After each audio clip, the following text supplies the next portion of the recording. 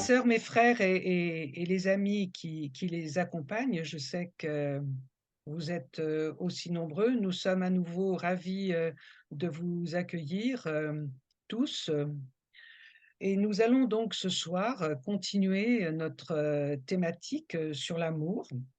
Nous allons encore parler d'amour, mais d'une autre manière, en abordant l'amour et l'égalité. Alors, sur le flyer que, Jean-Robert vous a mis au début, il manquait le point d'interrogation.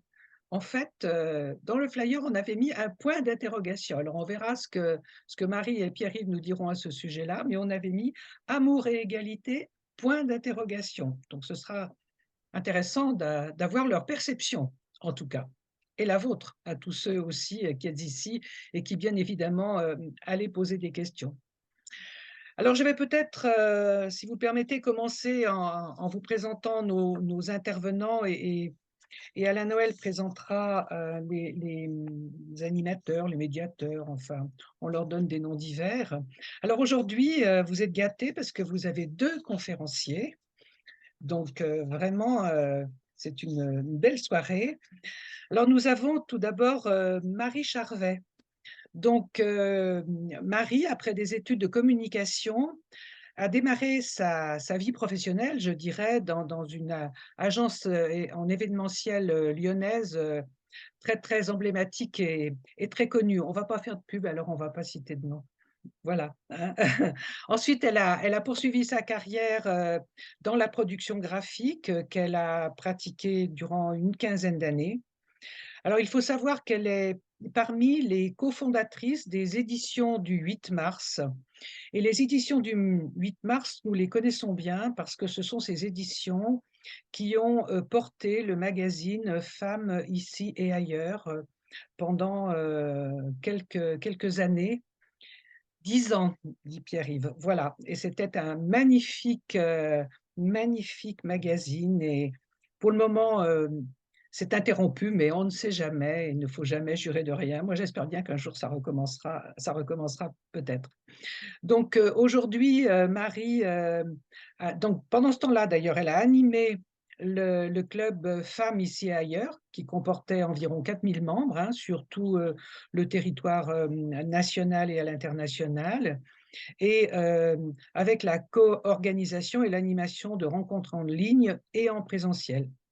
Donc elle a, de cette façon-là, contribué à un nombre important, d'événements de toute taille, qui portaient sur, vous vous en doutez, l'égalité femmes-hommes. Voilà. Donc c'est une femme de réseau, hein, et elle contribue donc, elle a contribué, elle continue à le faire, à tisser des liens, avec, différentes parties prenantes, avec des institutions, des milieux associatifs, et elle fait partie d'un ensemble de l'ensemble contre le sexisme qui regroupe, 73 associations et qui lutte donc, heu, pour les femmes, les hommes, lesquels sont victimes, d'inégalités, on va dire. Voilà. Alors, Pierre-Yves, qui va s'exprimer en même temps que Marie. Donc Pierre-Yves, eh bien je l'ai connu aussi, au lancement presque, de Femmes ici, et ailleurs, à Lyon. Donc après une carrière d'analyste financier, eh bien il est devenu grand reporter, indépendant, et pendant ces ans, il a consacré, tout son travail à approfondir, le combat et les luttes qui étaient menées par les femmes, dans le monde entier, hein, et c'est comme cela que entre 98 et 2014, il a réalisé une trentaine de reportages sur ce thème dans des pays extrêmement divers, et ceux qui ont pu, avoir connaissance du magazine ont pu, se rendre compte, entre autres à travers celui-ci, de tout ce travail que Pierre-Yves pouvait, réaliser. Donc, il y a aussi, un magazine, un ouvrage qui s'appelle Femmes en résistance, qui est paru en 2009 et qui fait état de l'ensemble de ces, reportages. Alors il faut savoir donc que Pierre-Yves est également l'un des fondateurs de l'association, Femmes, ici, et ailleurs, qu'il a été de 2012 à 2022 donc, co-rédacteur en chef, de, ce magazine, et qu'il a dirigé donc les éditions du 8 mars. Aujourd'hui, il est consultant égalité pour le réseau Think Égal, intervenant donc dans diverses entreprises où il organise des événements en lien avec l'égalité femmes-hommes pour des collectivités et des entreprises. Alors je précise qu'il a été nommé il a fait partie du Haut Conseil à l'égalité entre les femmes et les hommes. Il a été nommé en 2016 par le Premier ministre et il a occupé ses fonctions jusqu'en 2019. En 2014, il a été lauréat du Cénacle européen Léopold de Sédar Senghor des arts et lettres avec un prix photographique Charles Sission. Et il est également membre du conseil d'administration du laboratoire de l'égalité d'Anpower et de la fondation Raja Daniel Marcovici. Je rajouterai pour terminer qu'il a été chevalier de l'Ordre national du mérite en 2018. Voilà, on va aller jusqu'au bout.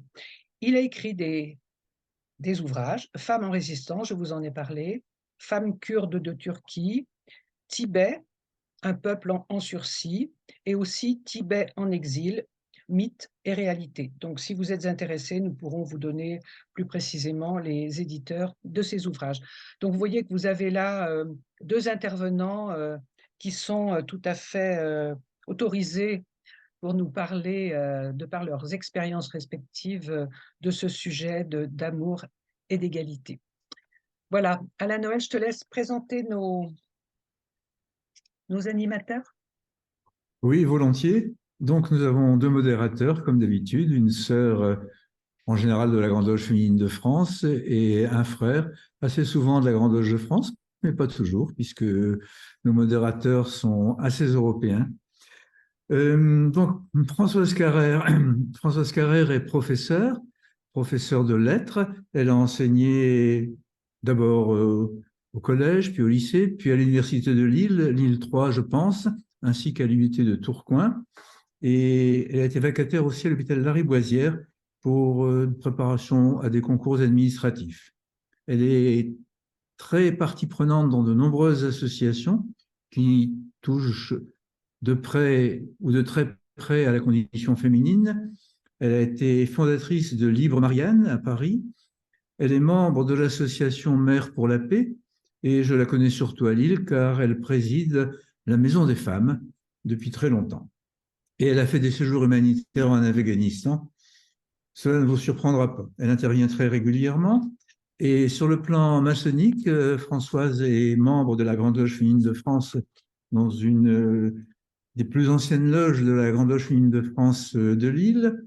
Elle a occupé des fonctions au sein de l'exécutif de l'Obédience Grande Loge féminine de France et notamment elle a travaillé au sein de la Commission des droits des femmes. Cela ne vous surprendra pas. Elle a été membre du Fonds de dotation de la Grande Loge féminine de France et elle est intervenue à de nombreuses reprises pour des conférences publiques et elle a écrit également un certain nombre, ou coécrit un certain nombre d'articles dans la revue de la Grande Loge féminine de France qui s'appelle Voix d'initié. Je pense avoir dit l'essentiel. J'ajouterai simplement qu'elle a fait partie, et je m'en félicite toujours, du comité de pilotage du Salon maçonnique du livre et de la culture de Lille, au sein duquel nous avons travaillé ensemble pendant plusieurs années. Éric Angeletti est le second modérateur. Éric est expert en médias et en communication, formation journalistique. Il a été journaliste à Radio France, puis directeur des programmes de NRJ et ensuite directeur des programmes d'Europe numéro 1 pendant plusieurs années. Il a participé à de nombreux documentaires radio et télévisés et actuellement il conseille des médias sur leur ligne éditoriale et sur leur stratégie. En clair, il est expert média pour l'Union européenne pour laquelle il dirige des missions. Il dirige une agence de communication qui s'appelle Angiocom. Il gère la communication de nombreux clients institutionnels, de start-up et du monde artistique. C'est un frère qui rentre à la Grande Loge de France il y a une bonne vingtaine d'années, comme du reste Françoise Carrère rentre aussi il y a quelques temps à la Grande Loge féminine de France. Il a occupé de nombreux plateaux au sein de sa première loge et il était membre fondateur d'une loge très récente qui s'appelle Albert l'Antoine, où il a été le vénérable maître. Voilà à peu près les éléments essentiels pour Eric Angeletti. Je pense qu'on peut donc donner la parole à nos intervenants, Marie et Pierre-Yves. Nous vous laissons la parole et nous nous retirons de l'écran. À tout à l'heure, Marie et Pierre-Yves, vous avez la parole. À tout à l'heure, merci beaucoup. Merci à tous et à toutes d'être là ce soir. Vous êtes très nombreux et nombreuses et ça nous touche beaucoup parce que nous sommes très heureux et heureuses d'être avec vous ce soir. D'abord, merci Marie-Thérèse pour cette invitation. Merci d'avoir pensé à nous pour cet échange autour de cette thématique qui nous réunit et à laquelle nous sommes attachés. Et avant de commencer, je tiens à souligner le remarquable travail que vous faites au sein de la Grande Loge féminine de France sur ces questions et depuis très longtemps et bien avant ma naissance, je pense même. Ce soir, le fil rouge, pardon, de vos rencontres de l'été de cette année, ça a été l'amour, un passionnant sujet qui a été traité sous de nombreux angles. J'en ai vu quelques-uns et c'est vrai que c'est à chaque fois extrêmement enrichissant.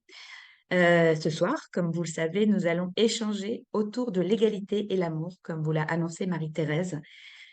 Alors, c'est un sujet très vaste, évidemment, comme tous les autres d'ailleurs qui ont été abordés durant l'été. Nous ne pourrons pas être exhaustifs, bien sûr. Nous avons dû prendre un angle, poser un cadre avec des limites, que ce limite, évidemment, que ce cadre, pardon, nous limite. Mais nous avons quand même prévu d'élargir nos propos au-delà de ce cadre, qui ce soir sera celui de l'égalité femmes-hommes. Alors, je précise à ce stade que nous ne sommes pas des conférenciers, des chercheurs ou des philosophes. Nous ne sommes pas des universitaires, mais nous travaillons, Pierre-Yves et moi, sur ces questions depuis de nombreuses années. Et aujourd'hui, nous n'avons pas d'autre ambition que de partager avec vous un certain nombre des savoirs qui existent, en insistant sur le fait que nous allons nous appuyer sur des données scientifiques, et vous verrez, c'est vraiment nécessaire. Ce soir, nous souhaitons également partager avec vous quelques réflexions mais surtout des questions. En toute sincérité, notre objectif sera atteint aujourd'hui si vous repartez avec des questions individuelles ou collectives, voire même avec des doutes. Si nous vous avons donné l'envie de vous questionner, comme nous le faisons nous-mêmes au quotidien. Parce que l'égalité, et notamment l'égalité femmes-hommes, qui sera au cœur de nos échanges ce soir, le moins qu'on puisse dire, c'est que cette thématique est complexe et sensible. Alors complexe d'abord, pourquoi? D'abord parce qu'elle concerne 100% des êtres humains et qu'elle est à l'intersection de plus de 10 disciplines universitaires. On touche là aussi bien au droit, aux neurosciences, aux sciences sociales, l'anthropologie, la médecine, l'histoire, je pourrais en citer d'autres, mais en tout cas, ça touche de nombreux domaines universitaires et scientifiques. Et malgré cela, malgré les nombreux travaux réalisés par des experts et des expertes, des scientifiques, et peut-être justement parce que ça concerne 100% des humains, tout le monde se croit spécialiste en matière d'égalité. Tout le monde sait ce qu'il faut ou ne faut pas, ou ce qu'il faudrait ou ne faudrait pas. La thématique, elle est également très sensible. En effet, à tous les niveaux, ça touche l'intime et le social. L'intime et le social sont questionnés en permanence. Notre système également, le système de valeurs et de représentation est remis en cause. Et c'est pas simple. Ça n'est pour personne, et je vous assure même pas pour nous, au quotidien. La complexité dont je vous ai parlé, qui n'est pas forcément perçue ou que l'on ne veut pas voir, cet aspect sensible du sujet qui est souvent ignoré, nié, c'est sans doute aujourd'hui parmi les principales raisons d'un certain statu quo observé aujourd'hui dans nos sociétés. Merci, merci. Bonjour à toutes et tous également et ravir, comme l'a dit Marie, d'être avec vous. Donc, parler de l'amour dans ce contexte, dans l'égalité femmes-hommes, ou voilà, l'amour dans l'égalité femmes-hommes ou dans son statut actuellement.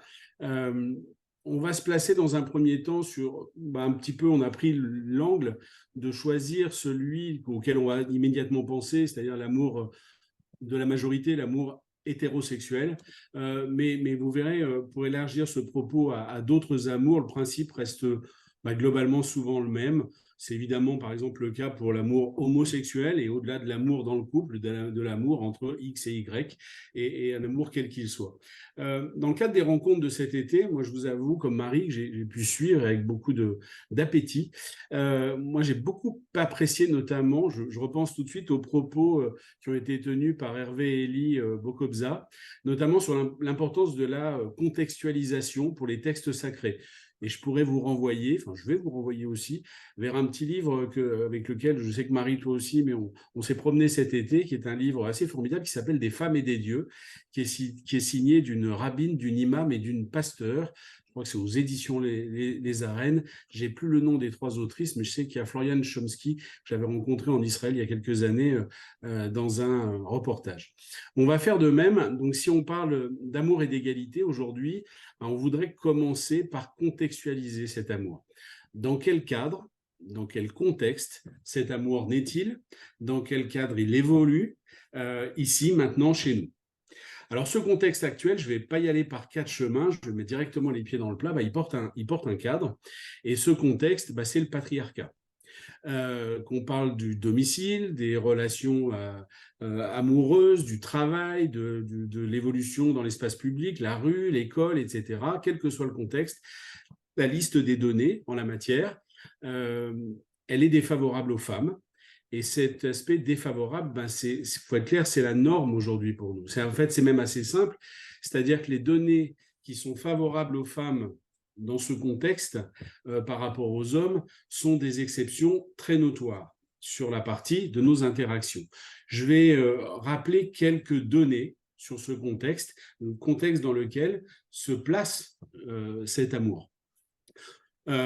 C'est des données en vrac, c'est pas scientifique, c'est pas du tout objectif, on va dire, c'est juste les choses qui nous ont un petit peu sauté à l'esprit tout de suite. Il y a d'abord cet écart, non, il n'y a pas d'abord, mais il y a cet écart de rémunération, 24%. Moi, ça fait 30 ans que je travaille sur les questions d'égalité entre les femmes et les hommes, ce 24%, ça fait 30 ans que je l'entends, 30 ans que je le trimballe et 30 ans qu'il ne bouge pas. Il y a un autre chiffre qui me semble très intéressant, on en a parlé un petit peu il n'y a pas longtemps en termes de rémunération, c'est les 40,5% d'écart dans les retraites entre les femmes et les hommes. Et tout ça se situe dans un pays où les filles aujourd'hui ont de meilleurs résultats à l'école, dans les études, que les hommes. Autre petit chiffre, pas très engageant sur le monde professionnel, c'est le fait que 6 Européennes sur 10 aujourd'hui vont finir leur carrière en ayant connu au moins une fois une agression sexiste et du harcèlement sexuel sur leur lieu de travail. On est dans un pays où en France, toutes les 8 minutes, il y a un viol, et ces viols sont perpétrés seulement dans 20% des cas par des inconnus. C'est-à-dire 80% de ces agressions se placent dans le cadre d'une agression perpétrée par quelqu'un de connu de la victime. Les violences que l'on dit conjugales, puisqu'on parle d'amour en la matière, c'est plus de 200 000 cas répertoriés par an, et il s'agit évidemment que des cas répertoriés. Les femmes sont chez nous plus souvent en situation de pauvreté que les hommes. Dans 80% des familles monoparentales, le parent est une femme, le chef de famille est une chef de famille, et leur taux de pauvreté est en moyenne de 40%, soit 2 fois plus que celui qu'on constate pour les hommes à la tête de familles monoparentales. Je pourrais vous parler également de l'occupation des espaces publics pour partir sur des sujets moins lourds, tels que les cours de récréation ou les équipements sportifs, tout simplement. Les géographes du genre ont montré que ces endroits sont occupés aujourd'hui à 90%, à plus de 90% par les hommes. C'est-à-dire, pour le mettre autrement, c'est-à-dire nos impôts collectivement qui servent à créer ces équipements très variés servent à 90%, sont utilisés à 90% par les hommes. Voilà, je m'arrête là. La liste, elle est longue, elle est très longue. Franchement, elle met le blues très, très souvent, mais ça nous semble absolument impossible, quand on parle de contexte, de ne pas avoir ces données, ou au moins certaines d'entre elles, à l'esprit. Dans quel contexte cet amour naît-il ? Deuxième point qu'on voudrait aborder avec vous, c'est cette question de cette fabrique des inégalités, d'où elles viennent, quand elles commencent. En fait, elles commencent très très tôt et elles se poursuivent tout au long de la vie. une fois que j'ai dit ça, là aussi, ce n'est pas très enthousiasmant, mais c'est le contexte actuel dans lequel se place cet amour. Là encore, je ne vais pas tout décrire, on n'a pas le temps, mais juste quelques éléments, juste pour vous amener à penser à ça, à ce contexte. Quelque chose d'assez rigolo, on va dire, c'est que voilà, 9 parents sur 10 aujourd'hui veulent connaître le sexe de leur enfant avant la naissance. 9 parents, femmes et hommes, pour la plupart. Donc, pour anticiper justement leur réaction, leur relation à l'enfant. Comment, dans leur imaginaire, ils vont se comporter à leurs enfants. Et évidemment, ils se projettent différemment. La relation à leur enfant sera extrêmement différente si on leur annonce qu'il va s'agir d'une fille ou s'il va s'agir d'un garçon. Vous parlez d'un test de sociologie qui est assez connu dans ce domaine, qui s'appelle le test du pyjama jaune.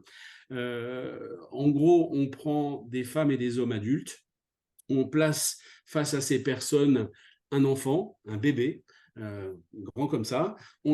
Cet enfant a un pyjama jaune, donc quelque chose de neutre, et l'enfant se met à pleurer. Et on regarde les réactions des adultes face à cet enfant.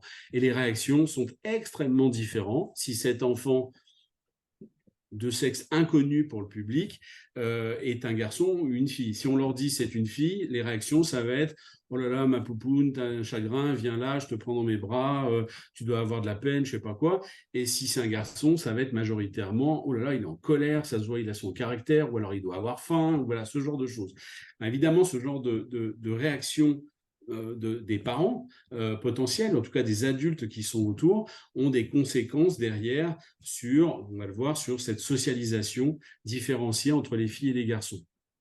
Concrètement, j'ai ressorti un des chiffres que l'on connaît aujourd'hui, c'est que dès l'âge de 6 ans, donc à 6 ans, seulement à 6 ans, les filles, elles classent davantage les garçons que les filles dans la catégorie des gens vraiment intelligents.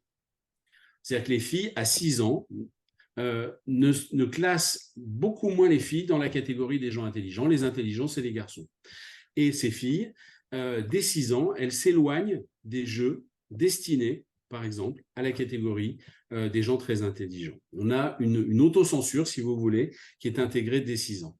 Cette socialisation, là aussi, elle se construit dans un contexte donné. Alors, socialisation, c'est l'ensemble des processus, en fait, dans lesquels l'individu est construit. On pourrait utiliser d'autres termes, formé, modelé, façonné, conditionné, etc.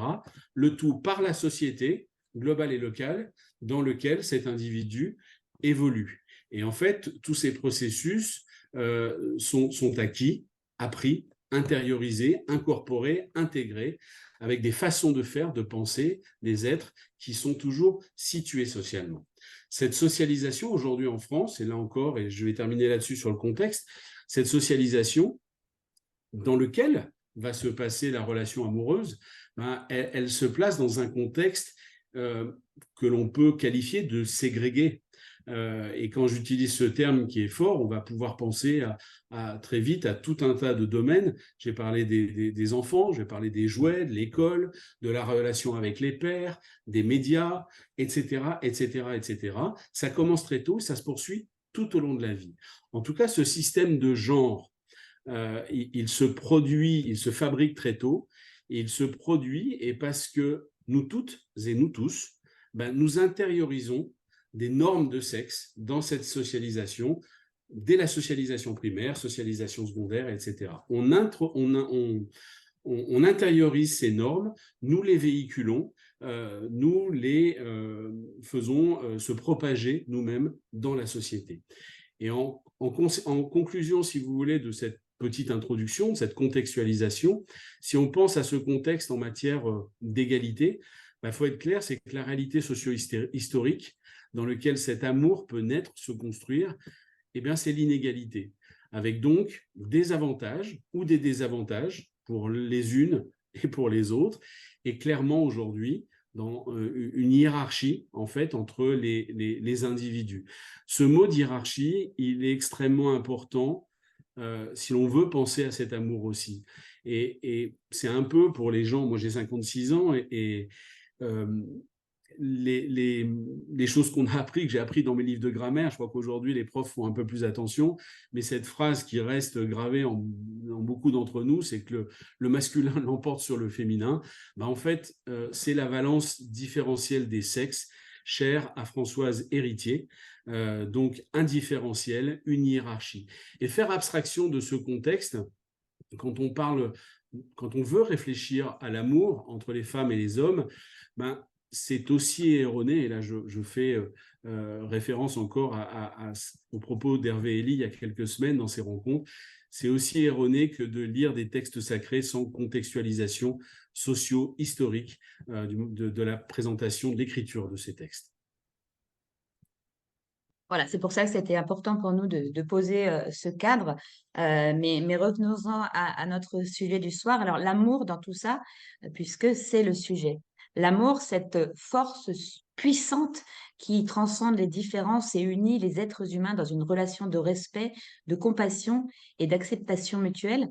L'amour femme-homme, puisque c'est le cadre qu'on a choisi, dans ce contexte que Pierre-Yves vient de décrire, le point d'interrogation dont parlait Marie-Thérèse tout à l'heure, il en est là. Qu'en est-il de l'amour et l'égalité, voire même l'égalité dans l'amour? Parce qu'en fait, ces deux notions, elles sont profondément interconnectées et chacune joue un rôle essentiel dans la construction d'une relation juste et harmonieuse. Mais c'est vrai que l'amour femme-homme, c'est compliqué, de fait, puisqu'il a ce cadre, ce contexte inégalitaire que Pierre-Yves vient de vous décrire, avec une hiérarchie indéniable. Ce qui, à la base, semble un peu antinomique, vous en conviendrez. Évidemment, l'amour suppose que les partenaires se soutiennent mutuellement pour grandir et s'épanouir individuellement et en tant que couple, les deux à la fois. Et en effet, l'égalité dans un couple ne signifie pas l'effacement de l'identité individuelle, bien au contraire, c'est de la co-construction. En fait, c'est un travail d'équipe, tout simplement. Mais quand on regarde la réalité en face, si je prends encore quelques autres données factuelles pour compléter les propos de Pierre-Yves, si on prend juste par exemple le partage des tâches domestiques et familiales, aujourd'hui, peut-être que vous le savez, mais encore 75% des tâches restent dans les mains des femmes. Et tout le monde sait désormais que cela n'est pas neutre, et notamment en matière d'épanouissement professionnel. Autre sujet, les décisions financières. Alors là, les chiffres sont assez intéressants. Est-ce que les décisions financières sont réparties de manière équitable dans un couple hétérosexuel, hein, on en reste dans notre cadre? Eh bien non, seuls 20% des hommes et des femmes affirment prendre conjointement, et là je cite, des décisions financières touchant le couple. Il y a une étude de la banque UBS qui remonte quand même que 95% des hommes sont d'accord pour confirmer que les femmes ne disposent pas de connaissances nécessaires pour participer aux décisions financières. Alors qu'en fait, je pense que vous comme moi, on sait que dans la majorité des cas, qui gère l'argent du ménage au quotidien? Les femmes. Tout cela reste bien étrange. Un autre sujet très intéressant et qui d'ailleurs va parler peut-être à certaines ou certains d'entre vous qui sont à la Martinique ou à Tahiti. Selon le baromètre en 2019 d'Expat Communication, 90% des projets de mobilité sont initiés par les carrières masculines, entraînant femmes et enfants dans leur sillage, avec des conséquences différentes évidemment pour les femmes et les hommes, et je pense notamment à l'évolution de carrière. Et ça, c'est vraiment 3 exemples parmi tant d'autres, en complément de ce que Pierre vous a exposé au début. Alors, est-ce que tout ce dont je vous parle, c'est lié aux compétences innées des femmes et des hommes? Évidemment, non. Est-ce que c'est lié aux réelles préférences de chaque partenaire? Non plus. On ne va pas décider que je veux dire que ma femme n'est pas capable financièrement. C'est pas ça. Donc, il y a quelque chose d'autre, il y a quelque chose de sociétal, de contextuel. Je voulais parler d'un autre point qui est très important. Dans l'amour, c'est important de le partager, l'important de pouvoir l'exprimer, de le partager à l'autre, aux autres. Et là aussi, évidemment, vous ne serez pas étonnés, c'est un vaste sujet. Est-ce que nous sommes égaux et égales en matière d'expression de nos sentiments? Est-ce que nous sommes égaux, égales concernant également nos besoins de recevoir cette expression amoureuse? On connaît toutes et tous des blocages des hommes et des femmes en matière d'expression des sentiments. Nous en avons chacun, j'en ai, des différents, des plus ou moins forts, plus ou moins douloureux. Et à ce sujet, d'ailleurs, on peut lire tout et n'importe quoi. Par exemple, que les hommes viennent de Mars et les femmes de Vénus. Alors, évidemment, je ne suis pas d'accord, mais ce que je peux vous dire ce soir surtout, c'est que ces blocages sont issus de plusieurs paramètres de notre construction et notamment liés au contexte social dans lequel nous évoluons. C'est-à-dire qu'il faut prendre en compte le système patriarcal que Pierre-Yves nous a exposé pour comprendre ces blocages. Et il y a de nombreuses études qui existent et je vous invite notamment à découvrir le travail de Sylvie Héral dans un livre passionnant qui s'appelle « La fabrique des garçons ».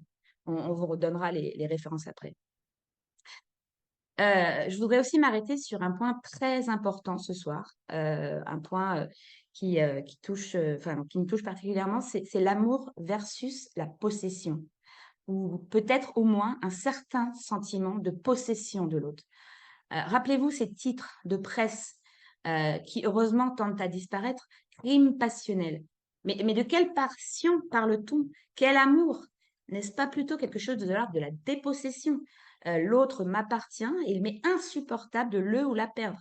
En réalité, c'est faire de l'autre une chose, sa chose. Et là, vous en conviendrez, on ne parle plus ni d'amour ni d'égalité. Et je me permettrai de citer Antoine de Saint-Exupéry, qui disait sur la possession, « Ne confonds point l'amour avec le délire de la possession, lequel apporte les pires souffrances. » Alors pourquoi? Quel en est le fondement? Je suis censé avoir les réponses à cette question et évidemment, je ne vais pas l'avoir parce que le sujet est trop vaste. Mais en tout cas, ce qu'il y a de sûr, c'est que si on veut réfléchir à cette question de l'amour dans ce contexte-là, et c'est un contexte d'inégalité, et en le mettant en perspective avec l'égalité entre les femmes et les hommes, bah, c'est complexe et sensible pour les raisons que Marie a données au début. Une chose est certaine, c'est que la construction, du coup, amoureuse, elle exige, enfin, si on veut être cohérent, elle devrait exiger au moins pour chacun d'entre nous et puis chacune d'entre nous et collectivement, bah, à minima, un questionnement par rapport à ce contexte. C'est interpellant quand même. Et pour pouvoir poser ce questionnement, ben, ça nécessite, et ça on le sait, quelques caractéristiques propres et qui ont été montrées beaucoup en sociologie. La première, c'est l'humilité. C'est d'accepter qu'on ne sait pas. Donc, ce qui est un peu contraire avec ce que disait Marie, c'est-à-dire quand on va dans la rue sur les questions d'égalité, bah, tout le monde sait tout.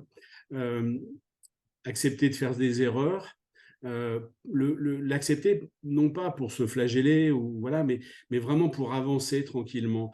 Et comme l'a dit Marie tout à l'heure, si on arrive dans une construction amoureuse à le faire en équipe, bah ça c'est formidable. Le but évidemment, c'est de réfléchir, mais de ne pas s'arrêter à la réflexion. Et trop souvent, dès qu'il est question d'égalité femmes-hommes, on va rester à la réflexion, on va rester au concept, mais le passage à l'action, concrètement, il n'est pas vraiment là aujourd'hui, en tout cas au niveau sociétal. Donc, le but, c'est d'agir. Agir, changer des choses, y aller pas à pas, certes, être un peu heurté et puis accepter d'être heurté et puis finalement avancer. Mais en tout cas, c'est agir concrètement dans nos interactions, dans les champs où cela est nécessaire. C'est pour ça qu'on parle souvent de déconstruction pour reconstruire. On parle toujours en ce moment, je ne sais pas si vous avez vu, mais à la télé, on va partir pas mal des hommes déconstruits. Bon, l'homme déconstruit, je trouve qu'il n'a pas beaucoup d'intérêt. L'important, c'est l'homme reconstruit quelque part. Et puis pareil pour les femmes. Quand on parle de déconstruction, c'est déconstruire certains acquis sociaux, sortir de certaines assignations sociales, sortir de cette hiérarchie, la questionner pour pouvoir reconstruire quelque chose, le faire en binôme, à la fois en binôme et individuellement. Et ce chemin de déconstruction-reconstruction, pour moi, vraiment, les deux termes doivent rester tout le temps liés. Bah, ce chemin, il est quotidien. On ne va pas se mentir, hein, ce chemin, parfois, il est fatigant, lassant, saoulant, on aimerait passer à autre chose. Mais en tout cas, concrètement, si on le met en perspective avec l'amour, ben, très souvent, on revient souvent à cette nécessité de questionnement et d'action derrière. Juste quelques exemples par rapport à certains points que Marie a cités. une fois qu'on a parlé du non-partage des tâches domestiques qui va entraver les femmes très majoritairement, il y a des hommes évidemment en minorité, mais très majoritairement des femmes en termes de carrière, d'épanouissement professionnel ou d'épanouissement à côté dans d'autres activités, ben, ça veut dire que les hommes doivent en prendre en charge et ça veut dire que les femmes doivent en abandonner aussi. Si on parle d'une promotion, je prends le cas classique et général, monsieur a une promotion dans son métier formidable, mais au sein du couple, cette promotion, elle devrait amener un questionnement. Et là, encore une fois, moi, je ne suis pas en train de vous dire que c'est ce que je fais, hein, j'ai plein de torts en la matière, hein, mais voilà, on devrait se questionner quelles sont les conséquences de cette promotion pour toi, pour notre équipe, pour notre couple, conséquences pour le conjoint. Marie a parlé tout à l'heure, par exemple, du choix de la mobilité géographique. Est-ce vraiment un choix pour tout le monde ? Ça mérite de se questionner. Et est-ce un choix qui est pris en étant dépollué, entre guillemets, des injonctions sociales, des injonctions éducatives? C'est très compliqué comme question. Donc, placer l'épanouissement du couple, en fait, et de chacun des deux partenaires de façon égale au cœur du débat, des échanges, ben, ça peut même provoquer des frictions et c'est quelque chose d'assez sain. Ces frictions, en fait, elles devraient avoir lieu et on devrait sans doute nous apprendre que la construction de l'amour dans le couple, ben c'est gérer ces frictions et de gérer ces frictions qui naissent de ce désir d'égalité. Et l'action, en fait, souvent quand on parle, là je viens de le faire, hein, on parle des hommes qui bloquent, mais cette action, elle ne concerne pas du tout que les hommes, en fait. Cette action, elle doit impliquer vraiment les deux partenaires, les femmes aussi. Un qui prend une responsabilité, c'est l'autre qui en abandonne une. Et c'est aussi dire non, savoir dire non, et c'est pas simple. Alors je vais prendre deux exemples qui vont être beaucoup plus tranquille que ce qu'on peut dire au sein du couple parce qu'on se sent moins concerné, mais je vais prendre deux exemples, un dans le foot d'abord, enfin deux dans le foot. Il y a quelques années, il y a Ada Hegerberg notamment, la joueuse qui joue à l'Olympique Lyonnais, hein, et je rappelle que c'est le club de foot le plus titré d'Europe, largement devant ceux des garçons, qui n'a pas participé à une compétition internationale parce qu'elle trouvait que les filles devaient être payées comme les garçons. Et elle a dit non, elle n'y est pas allée. Alors c'était la star internationale, elle a refusé de participer. Enfin, imaginez-vous les conséquences avec les sponsors, etc. Pas simple. Bon, là, vous avez vu dans l'actualité ce qui se passe au niveau du foot espagnol avec ce président, avec ce baiser forcé. Ben, je trouve assez formidable que ces filles, collectivement, les filles de l'équipe de foot espagnole, collectivement, disent, ben, à partir de maintenant, tant que ça n'a pas changé, nous ne viendrons plus en sélection. On va voir si elles vont le faire, on va voir quelles vont être les conséquences, mais en tout cas, ça fait bouger les choses. Je vous avoue que là, pour être consultant dans pas mal d'entreprises sur les questions d'égalité, voilà, pour dire à quel point ça n'est pas qu'une question du blocage d'hommes, moi, très souvent, et je vais le dire de façon très directe, mais très souvent, je me retrouve avec des femmes RH en face de moi qui bloquent sur ces questions d'égalité. Alors que les dirigeants à côté qui peuvent être, je sais pas, un responsable de production ou voilà, directeur de la production qui peut être un homme, vont vraiment être plutôt des partisans de l'avancée et du progrès en la matière.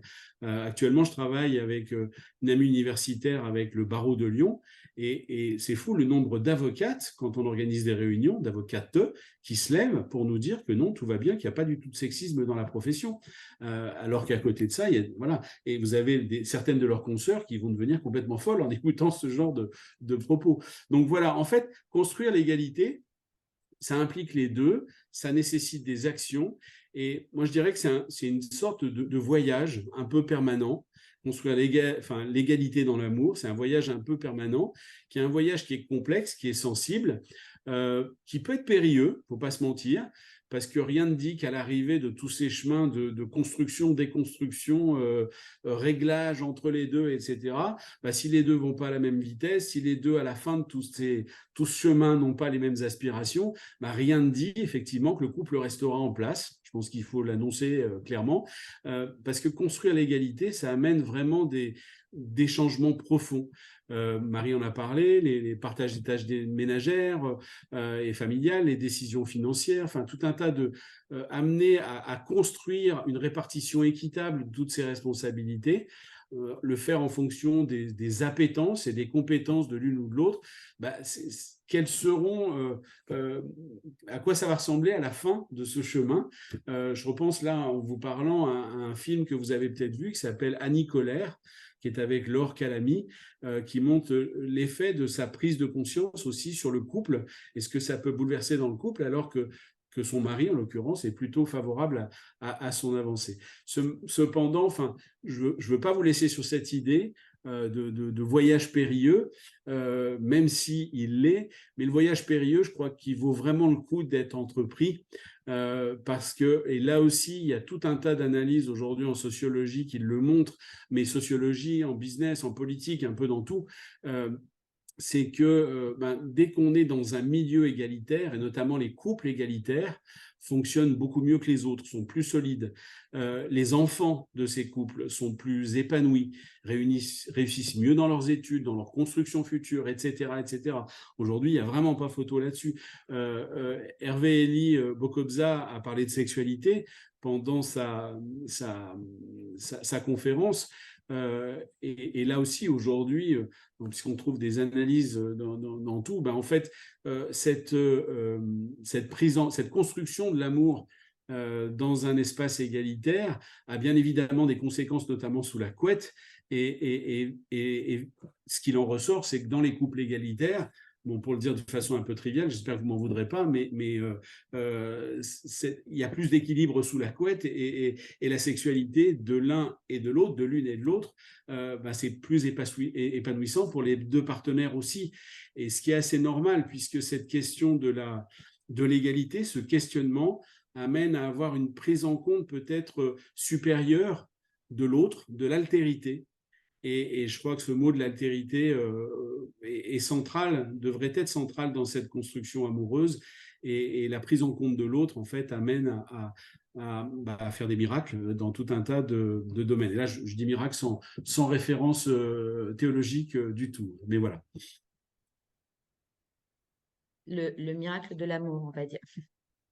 Alors, on vous a dit au début, on avait choisi un cadre qui nous imposait des limites, le cas du couple hétérosexuel ou homosexuel.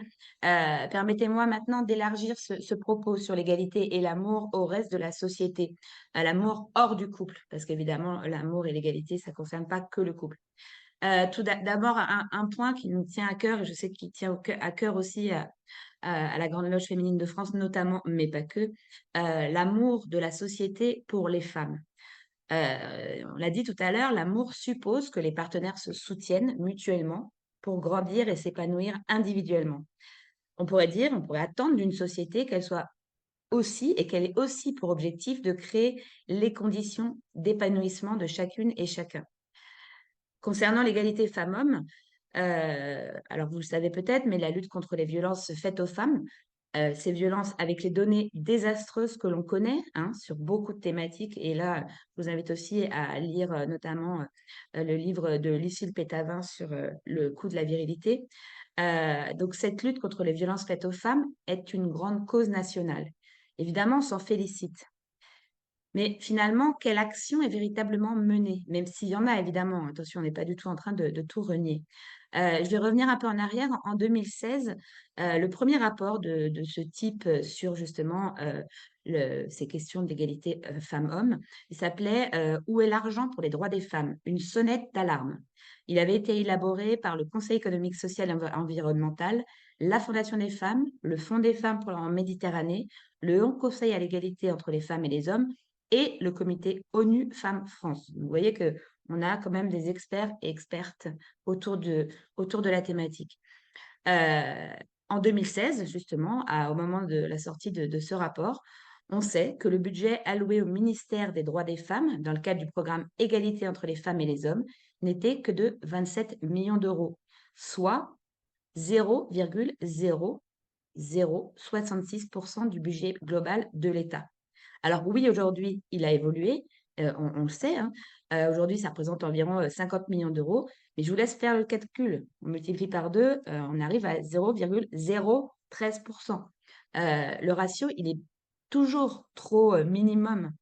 Alors, il faut évidemment intégrer d'autres dépenses dans d'autres ministères, d'autres actions qui sont faites de façon transversale aussi. Mais malgré ça, on reste très loin du compte. On reste très loin des besoins surtout, des besoins pour traiter ces questions de violence faites aux femmes. Donc, par rapport à ce qu'il faudrait faire, ce dont la société a besoin, et toute la société, par rapport à tout ce qu'on vous a décrit auparavant, malheureusement, pour l'instant, les besoins ne sont pas suffisants. Alors, je vais juste faire un petit parallèle avec notre première partie par rapport à cet investissement. Vous imaginez dans un couple très inégalitaire, c'est un peu comme si l'homme avait désormais décidé de mettre son linge sale dans la panière et plus au pied de la panière. Pas beaucoup plus. OK, il y a une bonne intention, mais pour l'instant, ça n'est pas suffisant. Un autre sujet autour de l'amour et l'égalité, c'est l'amour filial. L'amour filial qui, évidemment, va avoir des répercussions sur notre construction, sur la construction de nos enfants, notre construction d'adultes et dans nos relations avec les autres. Alors, évidemment, la majorité des parents veulent le meilleur pour leurs enfants. Et pourtant, ce champ de l'égalité dans l'éducation reste peu exploité, alors qu'il recèle des trésors de potentialité d'épanouissement pour elles et eux, pour chacun des enfants. Alors, la plupart du temps, c'est évidemment pas pour ne pas faire, c'est pour en revenir à ce qu'on disait au début, parce que chacune et chacun croit tout savoir sur le sujet, sans considération pour le travail des experts et expertes depuis ces 50 dernières années, et même avant. Par rapport aux enfants, il y a aussi le mimétisme, évidemment. Le mimétisme masculin, les fils qui vont imiter leur papa, leurs oncles, les hommes qui l'entourent, et féminin également, les filles qui vont imiter leur maman et les femmes qui les entourent et leurs tantes dont je fais partie. Le mimétisme, vous l'avez sûrement tous vécu, il est d'une puissance incroyable. Les enfants copient ce qu'ils voient. On a tous vu des enfants parler au téléphone en tournant comme en imitant leurs parents. Ils s'adaptent en fait au cadre qu'ils voient. J'ai pas besoin de vous en rajouter plus, vous l'avez forcément observé. Il y a également ce qu'on apprend, les règles qu'on met en place. En général, les injonctions qui pèsent sur les filles dans les familles sont plus importantes que celles qui pèsent sur les garçons. Est-ce que vous savez qu'aujourd'hui en France, en moyenne, il y a 10% de différence entre les filles et les garçons sur l'argent de poche? Juste, voilà, 10%. Si je reviens sur les tâches ménagères, 55% des filles participent aux tâches ménagères versus 39% des garçons. C'est mieux qu'avant et ça évolue. Et puis bien sûr, à l'adolescence, il y a toutes les injonctions qui vont peser sur les filles en termes de sortie, de vêtements, de comportement, de sexualité. Évidemment, pour leur sécurité, hein, les parents, attention, ils ne sont pas en train de dire de faire mal, ce n'est pas la question. Ils n'aiment pas moins leurs enfants, bien sûr que non. En revanche, ce qui est certain aujourd'hui, c'est que l'éducation, au sens large, reçue par les filles, les entrave, alors que celle reçue par les garçons leur donne des ailes. Et puis, au-delà de ces questions femmes-hommes, il y a également matière à se questionner sur l'amour ou le non-amour de l'autre au sens général. Et je voulais vraiment en parler ce soir aussi dans Amour-Égalité, parce qu'aujourd'hui, l'absence d'amour, elle est malheureusement une norme très présente dans la société. On peut parler des personnes démunies, des migrants, des migrantes, ou d'autres personnes dites différentes. Aimer l'autre, le considérer comme son égal, l'accueillir, finalement, est-ce que c'est possible dans le contexte socio-économique historique actuel? Alors évidemment, nous n'avons pas la réponse, une de moins, même si le cas de l'égalité femmes-hommes nous amène justement à reconsidérer l'autre au-delà et au-delà. Et l'altérité, justement, ce mot dont Pierre-Yves vous a parlé, l'altérité, c'est sans doute fondamental pour l'amour et l'égalité. L'altérité, c'est caractérisé par la générosité mutuelle qui s'oppose à l'égoïsme. Et là, je me permettrai de faire le lien avec les propos tenus par le lama de Nice dans une de ses rencontres de l'été. Comme l'égoïsme dont il parlait, la domination est incompatible avec l'amour, au même point finalement. Je voudrais rajouter un petit mot, Marie, si tu me le permets, par rapport à… Et quand on avait préparé la rencontre avec Françoise, et peut-être compte tenu de mon parcours ou du travail qu'on a mené avec Femmes ici ailleurs, c'est de donner un peu une dimension internationale aussi à ce propos autour de l'égalité et la femme-homme et de l'amour. Alors d'abord, insister sur le fait que le patriarcat, c'est un système qui est extrêmement bien partagé. Il est universel, totalement universel, sauf dans de rares poches ethniques extrêmement concises, et encore, ça se questionne beaucoup. Une fois qu'on a dit ça, ça ne veut surtout pas dire que le sort des Afghanes et des Françaises est le même, bien évidemment. Mais en revanche, cela signifie que ce système patriarcal, comprendre le mot faire système, ces rouages, cette hiérarchie, le masculin l'emporte sur le féminin, bah ça c'est présent partout. C'est présent partout sur la Terre. Et concernant l'égalité, dans les débats qui animent aujourd'hui les personnes qui travaillent sur ces questions, sans doute plus qu'hier, il y a des avis différents qui se font entendre, je dirais malheureusement. On a d'un côté une vision ambitieuse, vraiment, une ambition universaliste de cette égalité entre les femmes et les hommes. Et puis de l'autre côté, on va avoir des tenants et tenantes, beaucoup de tenantes, il faut le dire, d'un certain relativisme culturel qui devrait prédominer. Pour le dire autrement, ça veut dire que les usages, les traditions locales l'emporteraient sur une égalité femmes-hommes qui serait construite par les femmes occidentales, en gros. Alors que l'on soit très clair sur le sujet, et pour avoir beaucoup traîné mes guêtres sur pas mal de continents, en fait, quand on rencontre les progressistes féministes, c'est-à-dire œuvrant pour l'égalité femmes-hommes, ça ne veut rien dire d'autre, qui œuvrent dans tous ces pays pour obtenir l'égalité, en fait, elles ont clairement l'ambition d'atteindre la même égalité que nous ici. Elles ne veulent pas du tout de sous-droits qui seraient donnés à des sous-citoyennes au nom de traditions ancestrales, de croyances religieuses ou de je ne sais quoi. La quête de l'égalité universelle, elle est universelle. Et je vous avoue que ce sujet me met un petit peu en colère aujourd'hui, parce qu'on entend même dans certaines sphères politiques des personnes dire de quel droit on voudrait arrêter l'excision, par exemple, puisque c'est une tradition locale, et de quel droit cette égalité ou cette soif d'égalité construite par des femmes occidentales devrait valoir plus cher que l'excision. Ce qui est complètement... Voilà. Quand on va dans ces pays, quand on les côtoie, on a très vite la réponse. Et donc, vraiment une quête universelle. Et puis, l'autre chose, c'est que l'égalité, et ça, on pourrait faire appel à des historiennes très nombreuses sur le sujet, on sait, elle ne tombe jamais du ciel.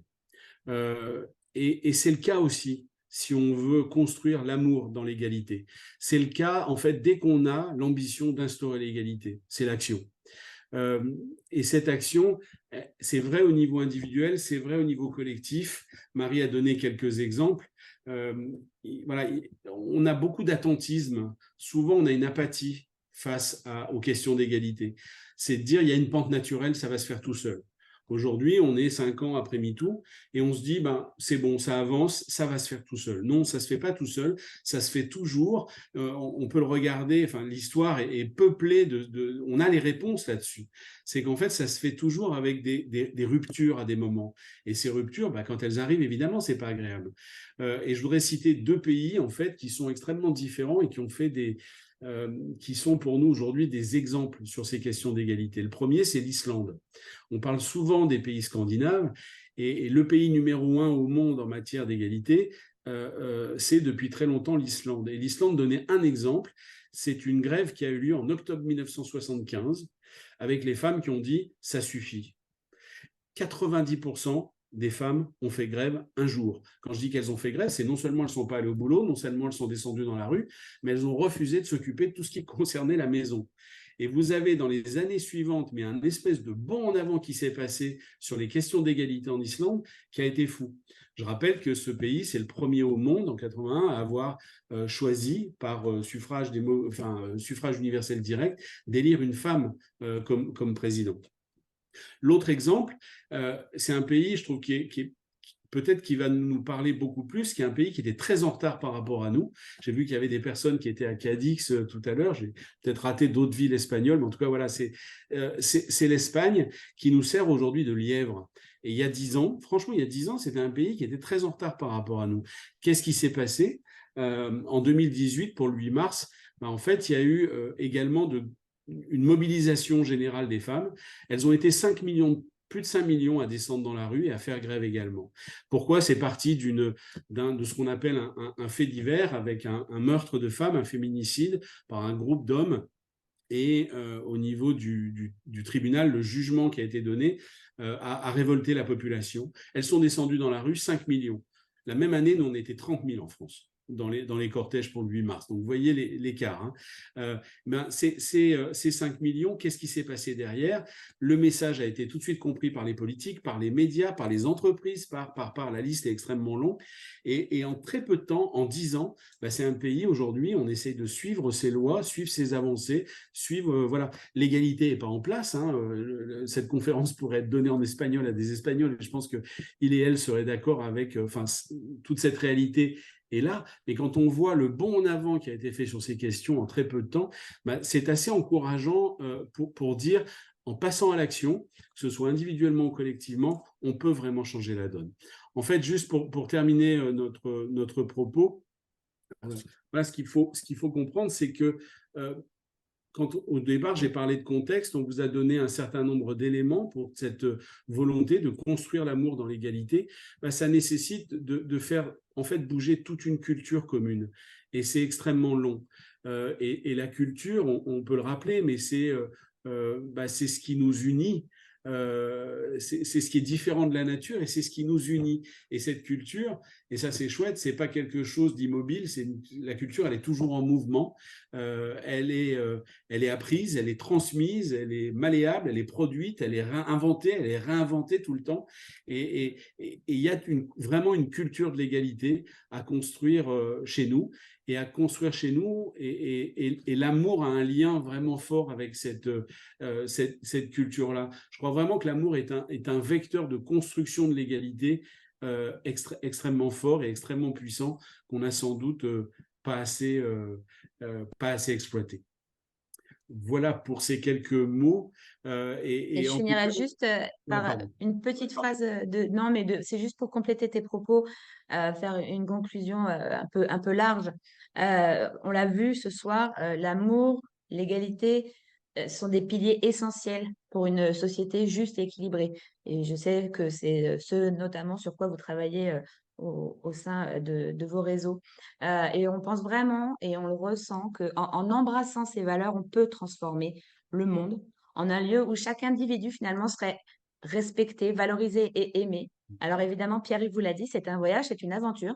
Ça demande de l'engagement, de la persévérance, de la solidarité, de la sororité même. Mais honnêtement, les fruits de nos efforts, ils en valent la peine. Les fruits de nos efforts collectifs. Et c'est pour ça qu'on avait envie de vous partager ces informations ce soir. Il y a énormément de questions, je vois. Donc, on va y répondre. Et c'est assez intéressant d'ailleurs de voir toutes les questions qui arrivent. Moi, je n'ai rien vu pour l'instant encore en question. Mais en tout cas, merci. Et voilà, vous l'avez vu, on n'a pas été exhaustif. On a pris un angle et on a tiré cette ficelle jusqu'au bout. Merci Marie Charvet, merci Pierre-Yves Ginet de ces réflexions très intéressantes et passionnantes. Nous allons maintenant pouvoir échanger avec Françoise. Nous allons nous faire les porte-paroles de vos questions. Merci à tous d'être si nombreux. Les questions commencent à arriver. On va faire circuler la parole. Et comme nous sommes dans un contexte d'égalité, je propose que Françoise pose la première question. Merci. En vous écoutant, j'ai eu l'impression d'avoir un vaste résumé des discriminations à l'égard des femmes. Et j'ai entendu Pierre-Yves prononcer le mot « le temps est long ». Et je pense à la convention CIDO de 1979, qui fait quand même 44 ans, un petit, quelque chose d'extrêmement léger, court, 18 articles qui rappellent toutes les luttes contre les discriminations à l'égard des femmes. Et quand on relit ce petit livret, qui est vraiment très, très léger, on se dit tout y est. Il y a 44 ans, on disait déjà. Alors, je vais citer un passage qui m'intéresse beaucoup dans cette convention donc, internationale qui a été signée quand même par pratiquement toute la planète, sauf le Vatican. Tout le monde ne l'a pas ratifié, mais en tout cas, voilà, dans son article premier, donc sur la base de l'égalité de l'homme et de la femme, dans les domaines alors politiques, économiques, social, culturel et civil. Et puis on pourrait s'arrêter là, non, et il est marqué ou dans tout autre domaine. Et là, j'aimerais vous poser la question, enfin, deux questions. La première, est-ce que l'amour, parce que c'est quand même le sujet là, pourrait entrer dans cette convention CIDO, à savoir la chute des discriminations? Et la deuxième, quels sont les freins, à votre avis, qui s'opposent à ce que ces textes qui existent, autrement dit, passer de l'égalité de principe à l'égalité réelle, mettent autant de temps ou ne se réalisent pas d'ailleurs? Bon, je me lance. Marie, tu n'as pas de ton micro. Non, juste pour dire oula, déjà. Et en effet, c'est une question qu'on se pose tous les jours. Pourquoi autant de temps? Et pourquoi, en fait, des choses qui sont déjà, en effet, écrites depuis 44 ans, et même vos travaux de la Grande Loge féminine de France, ça date même. Enfin, voilà. Pourquoi? Pourquoi? Pierre-Yves, je te laisse, parce que je sais que c'est des choses dont vous avez souvent parlé au Conseil à l'égalité entre les femmes et les hommes. Bah, yes, je l'ai un peu abordé tout à l'heure, je pense que, et je pense dans vos rencontres, vous avez, enfin, il y a ce fait, c'est-à-dire cette culture universelle qui est patriarcale. Et elle est patriarcale, je vous invite à lire Françoise Héritier depuis tout le temps. Ou depuis, en tout cas, la nuit des temps. On ne va pas revenir sur, faire une conférence sur Françoise Héritier ce soir, mais et du coup, ça a tellement, quand tout à l'heure j'ai parlé de socialisation, et cette socialisation, elle a traversé les âges, elle n'a jamais eu de frontières, etc. Et du coup, on a cette construction, c'est tellement ancré en nous que ça demande construire la culture de l'égalité.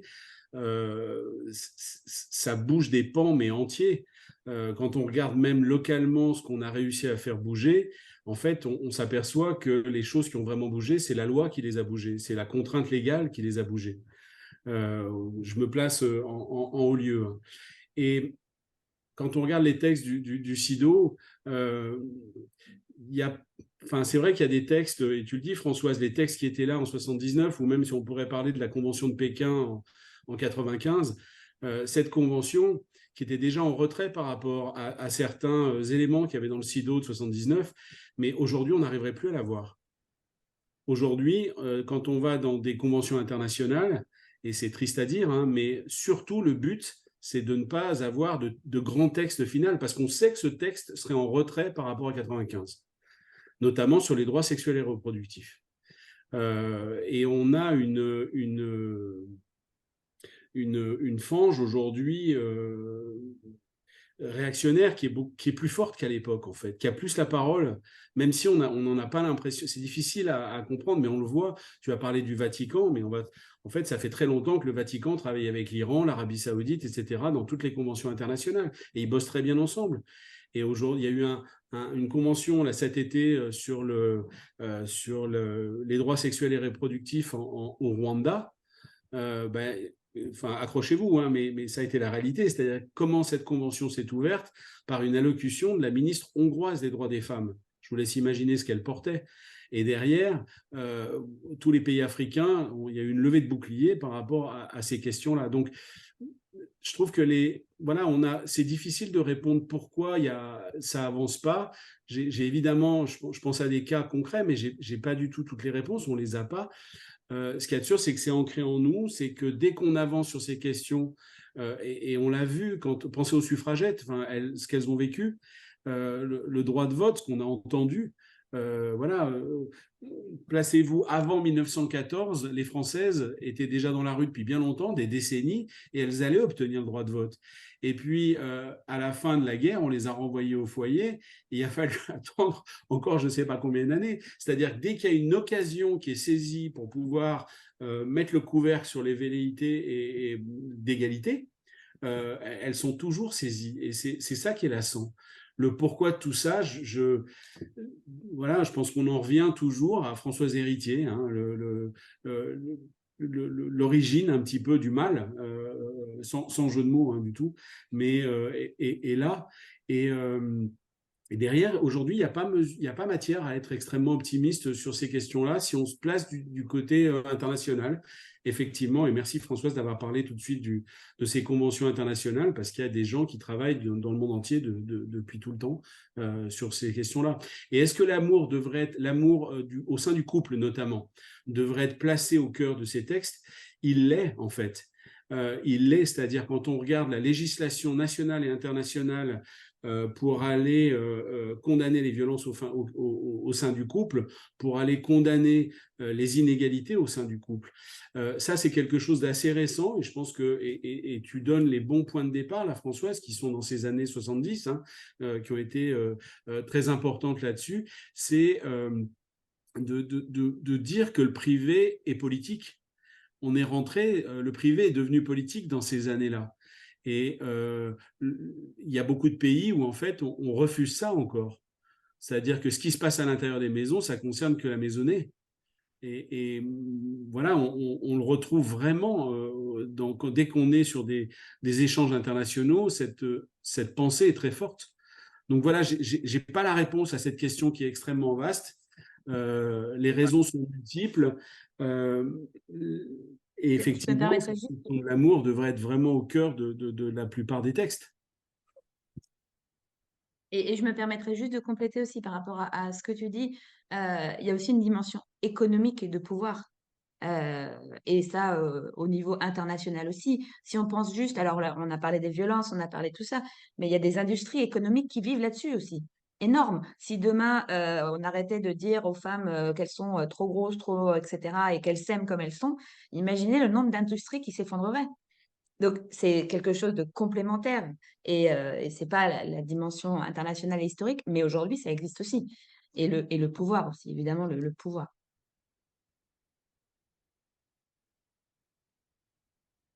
Eric, on Micro. n'entend pas. C'est mieux avec le micro, effectivement.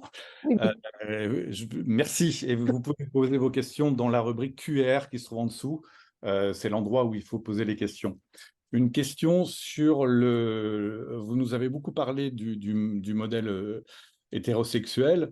Est-ce que vous pensez que le couple homosexuel serait plus égalitaire si on prend le contexte éducatif, social, financier, que vous avez relié au système patriarcal?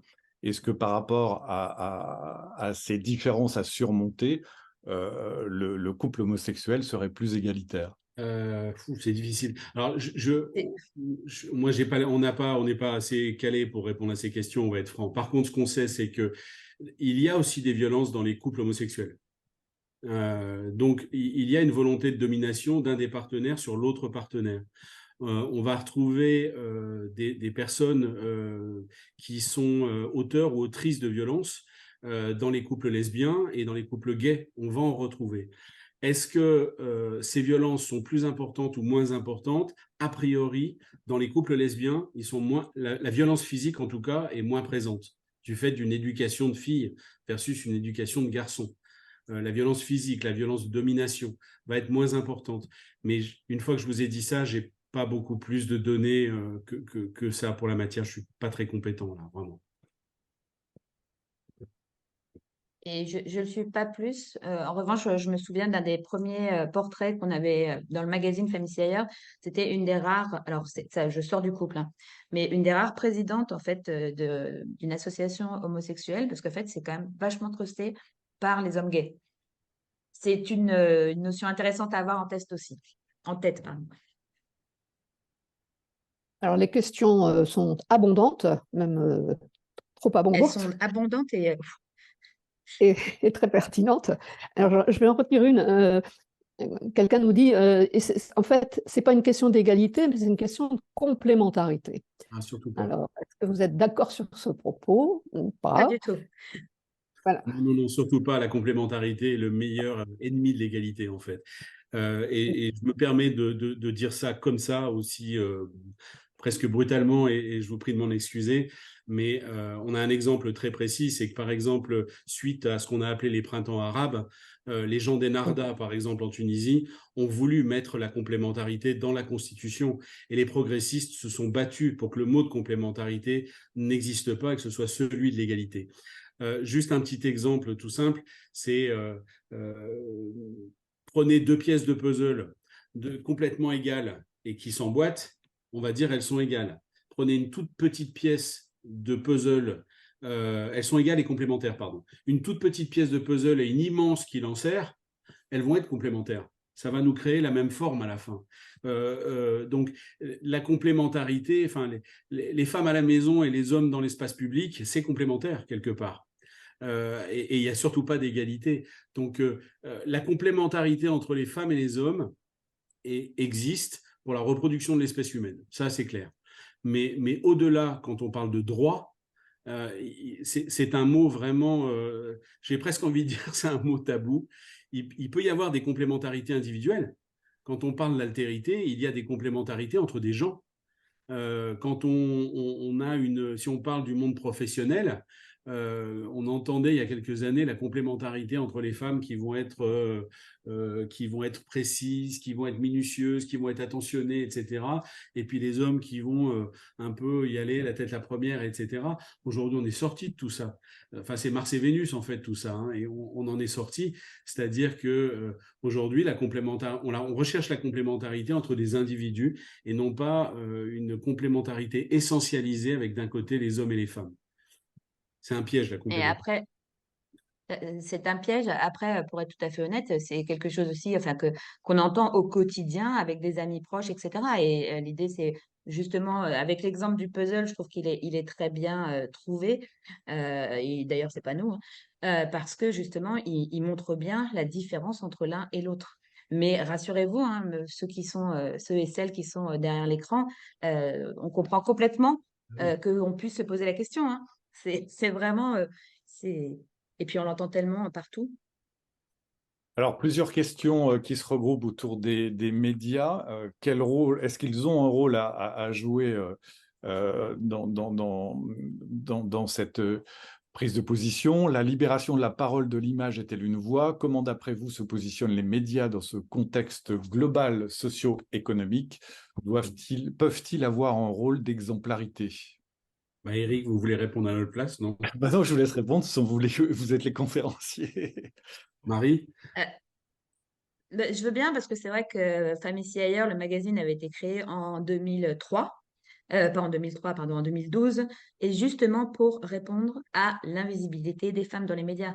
À l'époque, on était à moins de 20% des femmes qui sont présentées en tant que femmes, pas dont on parle en fait, à qui on donne la parole pour parler d'un sujet, en fait, pas les femmes qu'on trouve dans les pubs, etc. Et quand on enlève en fait toutes les femmes qui sont présentées en tant que dans des rôles dits féminins ou les femmes politiques qui sont de plus en plus nombreuses, et ben on reste en fait avec allez, aujourd'hui on va dire qu'on est à 10%, Pierre-Yves, de femmes On est à dans 30, l'information. on a un petit peu progressé, on est passé de 20 à 30 en l'espace de 25 ans. Oui, Malgré mais tout si on ça. enlève, pardon, Ah oui, enfin, c'est-à-dire que les femmes, comme sujet femmes d'information agissantes en fait, agissantes, oui, on est à moins de 10% largement. moins de 10%. On enlève les En femmes fait, et les politiques. femmes agissantes, en fait, c'est nous toutes, en fait, nous toutes qui agissons. Alors, les choses évoluent. Cela dit, nous, pendant 10 ans, on a essayé justement de montrer à quel point la démultiplication des rôles modèles, parce que c'est vraiment ça aussi le rôle des médias, c'est de montrer des rôles modèles et que ça va des petites filles jusqu'à, enfin tout le monde, et des petits garçons aussi d'ailleurs. C'est important parce que c'est tout ce qu'on vous a montré en fait dans la conférence ce soir, c'est que on se projette. Et quand on parlait des enfants qui imitent leurs parents, bah, si vous prenez les médias, c'est pareil, on va imiter ce qu'on voit. Donc, si les choses n'évoluent pas dans les médias, bah, ça ne peut pas complètement évoluer. Enfin, il y a pas de... Tout est lié, en fait. Il n'y a pas de magie. Alors nous, on a essayé avec nos petits bras pendant 10 ans. Les choses évoluent malgré tout. Attention, on est des gens qui sont totalement réalistes et optimistes et on espère. Mais on est encore loin, en fait, de la représentativité des femmes dans l'information à hauteur de ce qu'elles font. Et ça a des conséquences derrière. Par exemple, je vais vous donner un exemple. Aujourd'hui, on essaye d'avoir le marché de l'emploi étendu. Et vous avez tous les métiers dits techniques qui recrutent à tout va, et il y a une espèce de chasse aux femmes techniciennes ou ingénieurs qui est lancée aujourd'hui dans de nombreux domaines. Et aujourd'hui, les entreprises, elles sont un peu... Il y a des entreprises qui travaillent depuis longtemps et très sérieusement sur ces questions-là, mais elles se heurtent au fait qu'il n'y a pas de filles dans les écoles d'ingénieurs. On reste avec un taux à 20%, 25% globalement. Enfin, quand je dis qu'il n'y en a pas, on reste très minoritaire. Donc, et les boîtes n'arrivent pas à sourcer en fait concrètement des filles. Et c'est vrai que quand on regarde les programmes d'enseignement de l'éducation nationale, il y a des grosses questions à se poser en la matière. Quand on parle des médias, il y a les mêmes questions à se poser. Et tout à l'heure, là, j'ai parlé, quand on parlait de l'amour, on disait il faut se questionner et agir. Au niveau des médias, globalement, le questionnement, il est embryonnaire sur ces questions-là. L'action, elle n'existe, en tout cas en France, à quelques rares exceptions près, elle n'est pas présente dans les médias. Combien de journalistes ont été formés à ces questions d'égalité? On retrouve ici et là des journalistes individuellement qui ont fait la démarche elles-mêmes. En général, c'est les femmes. Mais quelle rédaction a vraiment travaillé sur ces questions-là? Il y a quasiment rien. Alors, je voudrais vous poser une question très simple. Quand je relis le titre, Amour-égalité, est-ce que ces deux termes sont compatibles? Est-ce qu'ils peuvent se conjuguer? Ou bien l'harmonie est-elle possible, pour répondre au point d'interrogation de la question? Nous, en tout cas, évidemment qu'on y croit et on l'espère. Évidemment. Et au contraire, c'est l'aventure la plus magnifique à vivre. Mais on ne peut pas faire ça tout seul dans son coin avec ses petits bras, et c'est ce qu'on expliquait en fait pendant la présentation. C'est que c'est la société, cette culture d'égalité en fait qui doit vraiment se diffuser dans la société et qui nous permettra d'eux. Après, ce que je disais aussi, moi j'en ai tout autour de moi des exemples de parents qui me disent oui, mais non, mais c'est bon, n'importe quoi, je sais ce que je fais avec mes enfants. Et bien sûr, et parce qu'ils les aiment très fort. Mais si en effet, on ne va pas travailler, on ne va pas regarder justement ce que les scientifiques font aujourd'hui sur ces questions-là, on n'évoluera pas. Il faut arrêter en fait chacun et chacune de rester dans des positions de sachant et sachante pour pouvoir évoluer. Et évidemment, par contre, que c'est notre objectif, hein. Pour être tout à fait honnête, on est des êtres humains, on passe sur Terre pas longtemps. L'objectif, c'est l'épanouissement de chacun, chacune. C'est pour ça aussi qu'on parlait de l'autre en général. Comment si on parle des textes de sacrés, aimer l'autre comme soi-même. Donc oui, bien sûr qu'on y croit, on l'espère, et c'est pour ça qu'on fait ça surtout. Et moi, Marie-Thérèse Moi, posait la question tout à l'heure, le point d'interrogation, je pense qu'il faut pas mettre de point d'interrogation, il faut mettre un point d'exclamation, voire plusieurs derrière. C'est même une nécessité, en fait, quelque part. Et de réfléchir à cette question d'égalité quand on veut construire l'amour, que ce soit mais pour qui que ce soit, ça oblige, c'est pas obligatoirement très confortable, mais par contre, derrière, quel chemin magnifique, quelle route, quelle ambition, j'ai envie de dire. Est-ce qu'il y a plus belle ambition? Je sais pas. Que j'ai pas En trop... revanche, attention, l'égalité, c'est pas cacher les différences, hein. On est toutes et tous différents. Enfin, on n'est pas en train de dire qu'on va tous devenir pareils. C'est pas du tout ça. C'est juste qu'en fait, qu'on puisse considérer l'autre vraiment comme son égal et que la société aussi le fasse. Parce que ça, c'est des choses que j'entends souvent. Enfin, voilà, c'est vraiment l'idée, c'est pas d'effacer les différences entre les femmes, les hommes dans un couple hétérosexuel, homosexuel. C'est au contraire d'en faire des forces communes et en effet un travail de co-construction de cet amour ensemble. Et c'est tout ce qu'on souhaite à tout le monde. Mais après, je vous l'ai dit au début, hein, c'est pas facile pour nous non plus, hein. C'est exactement la suite d'une question qui vient d'être écrite. Ne craignez-vous pas qu'en voulant lutter contre les inégalités hommes-femmes, en polarisant la question d'être contre-productif contre un fait issu, donnerait lieu en fait à une inertie? J'ai pas Non, compris le milieu de la phrase, je suis désolée, j'ai pas entendu. Et il manque quelques mots, donc j'ai essayé de l'interpréter. Ne craignez-vous pas qu'en voulant lutter en fait contre les inégalités hommes-femmes, en polarisant la question d'être contre-productif, nous aboutissions à une inertie? Est-ce que le fait de vouloir lutter contre les inégalités ne risque pas d'arriver à un constat d'inertie? alors, en fait, le constat d'inertie, on peut le faire. C'est ça le souci, c'est qu'on peut déjà aujourd'hui, l'inertie est la règle hein, en matière d'égalité, enfin d'inégalité femmes-hommes, et c'est la règle depuis très longtemps. Françoise a parlé des conventions de 1979 qu'on n'arriverait même plus à avoir aujourd'hui. Donc malheureusement, le constat, c'est l'inertie. Et c'est cette apathie en se disant, soit on se dit, ça va se faire naturellement, un peu une posture post-MeToo, là, aujourd'hui, soit, pour certaines personnes, hein, soit on se dit, j'y comprends rien, c'est trop compliqué, dès qu'on veut rentrer dans le sujet, parce que c'est vrai que c'est complexe et que ça peut donner le tournis, et qu'il y a un moment donné, on peut se dire, oh là là, c'est trop compliqué, je reste avec mes pensées de départ et c'est plus confortable. C'est sans doute plus confortable, mais je trouve que c'est moins ambitieux, et en l'occurrence, c'est moins ambitieux et puis c'est à terme, c'est sûr, vouloir construire, mais ne serait-ce qu'un amour avec l'autre dans le couple, sans questionner cette question des inégalités. Euh, non seulement ça, je trouve enfin, est-ce qu'on va y arriver? Est-ce qu'on va construire quelque chose qui peut mériter le mot d'amour à la fin? J'ai pas la réponse à ça, hein. Mais il y a un type d'amour, oui, qui est construit. Mais est-ce que enfin, cette quête d'amour, presque là, je suis dans la chanson de Brel, hein, mais est-ce que vraiment on peut arriver à avoir l'ambition de le construire? Je suis pas certain. Euh, et puis, je crois que Après, voilà, l'inertie avait. En fait, on est dans un. Quand on regarde les questions d'inégalité, pardon Marie, mais quand on le regarde en face, c'est tellement insupportable, en fait, très franchement. Et c'est un homme qui vous le dit. Hein. C'est tellement insupportable que je vois pas comment on peut rester immobile, en fait. Mais là, par contre, c'est ma réflexion personnelle. ça, c'est le côté. Non, après, moi, ce que je pourrais répondre aussi, alors, pour être tout à fait honnête, quand on travaille sur ces sujets, on est souvent stigmatisé. Hein. Donc, je vous assure que si c'était pour juste espérer une inertie, voilà. En revanche, quand je vois aujourd'hui la société et les reculs, en fait, les reculs permanents, parce qu'on en est là, malgré tout ce qu'on fait, malgré tout ce qui se fait, je me dis qu'on est loin de l'inertie, on est au moins en train d'essayer de ne pas reculer plus vite.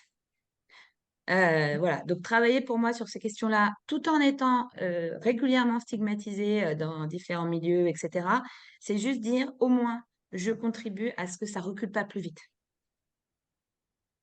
Et je voudrais reprendre une question qui a été posée tout au début du dialogue. Là. Quelqu'un nous fait remarquer qu'il y a eu quand même une belle évolution au niveau des droits des femmes, et qui ajoute, mais c'est quand même aux femmes à s'engager dans la vie militante.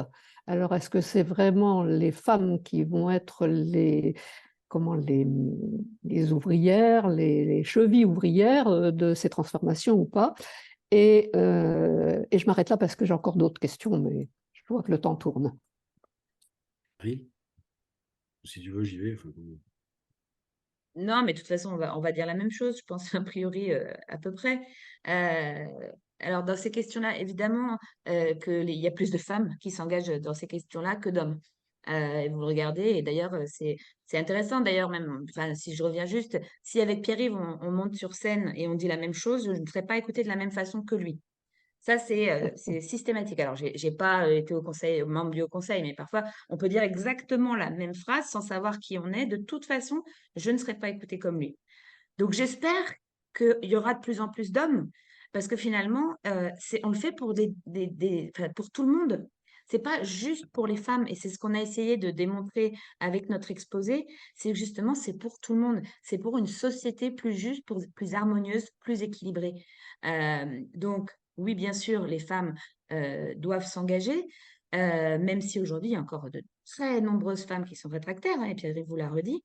Mais j'espère en fait qu'il y aura de plus en plus d'hommes aussi qui comprendront.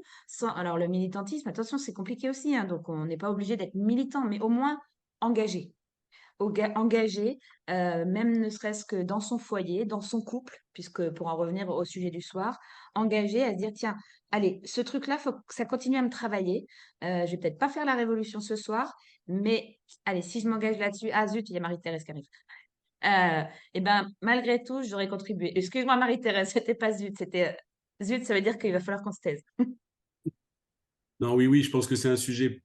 En fait, c'est un sujet, l'égalité femmes-hommes, c'est un sujet où les femmes et les hommes ont beaucoup à gagner. Moi, j'en suis absolument convaincu. Nous aussi, les gars, on a beaucoup, beaucoup de choses à gagner, vraiment. Et il faut le comprendre. Alors après, ça veut dire abandonner certains aspects, notamment de pouvoir. Et concrètement, tout le monde devrait s'engager sur cette question-là. Maintenant, mesdames qui êtes autour de la table, n'attendez pas qu'on le fasse, parce que si vous nous attendez, je pense que vous allez encore attendre longtemps, donc allez-y. Et c'est ce que beaucoup d'entre vous ont déjà fait depuis belle lurette. Françoise, tu veux encore poser une dernière question, mais c'est vraiment la dernière compte tenu de l'heure. Non, non, non, je vais pas abuser. Il y en a plein. Bon, Oui. peut-être une dernière question. Je me demande si le libellé qui était égalité, amour, égalité, je me demande si on n'aurait pas pu dire peut-être amour, liberté. On n'a pas du tout abordé la notion de liberté. Et voilà, mais je pense que c'est le sujet d'une autre conférence. Eh bien voilà, c'est une bonne idée. Écoutez, on va s'arrêter là compte tenu de l'heure. Je crois qu'on a bien compris que finalement, il y avait encore beaucoup, beaucoup, beaucoup de prise de conscience à avoir, beaucoup de travail à faire. Et je me suis dit, ah, mais on a bien fait de mettre, de mettre ce sujet dans nos entretiens d'été, parce que quand on entend Marie et Pierre-Yves nous donner des statistiques qui sont quelque part, même si ça s'améliore un petit peu, c'est quand même démoralisant. Et j'ai bien entendu aussi le recul, malgré tout, qui existe. Et en fait, on fait peut-être un peu du surplace. Et on a un vrai, vrai travail de fond à mettre en œuvre. Je pense qu'on s'adresse beaucoup ici à des maçons, à des francs-maçons, que ce soit des femmes, des hommes ou ceux qui sont leurs amis respectifs. Je crois que c'est déjà chacun à notre niveau. On se posait des questions, comme disait Marie tout à l'heure. Je voudrais que vous repartiez avec des questions, hein. Eh bien, on se posait des questions par rapport à son propre comportement. Comment est-ce que moi, je me comporte dans telle ou telle situation? Qu'est-ce que je fais? Qu'est-ce que je dis? Etc. Et on apprend aussi en maçonnerie voilà, à respecter, à cultiver, à adopter la différence, hein.